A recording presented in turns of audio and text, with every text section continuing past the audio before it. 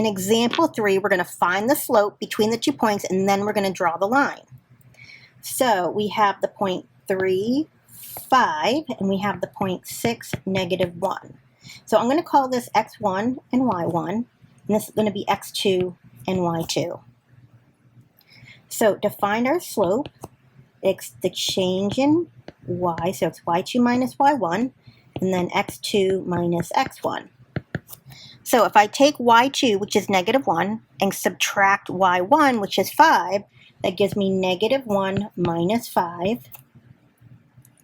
And then when I check the change in x, I take x2 minus x1, which is 6 minus 3.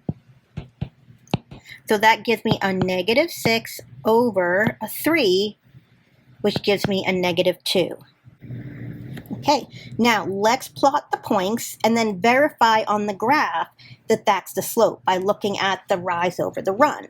So when I graph the point 3, 5, x is 3, so I come over to 3 on the x-axis, and then y is 5, so I come over to 5 up on the y-axis. So this is my point, 3, 5. Okay, now for 6, -1, I'm going to come out to 6 on the x-axis and then down to -1 on the y-axis. So this is going to be my second point, which is 6, -1.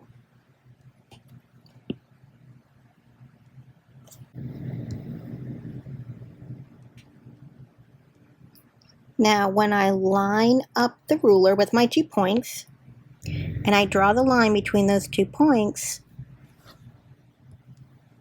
this is my line.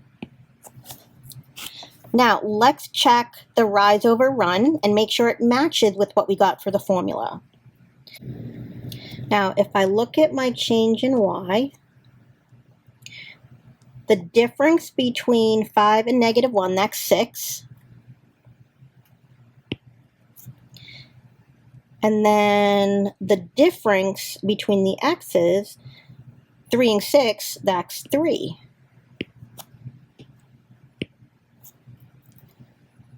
But now let's look at the slope of the line, the tilt. If I were to trace this left to right, it's going down.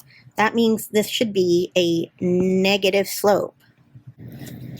So my final answer is -6 over 3, which is equal to -2. And notice how they match.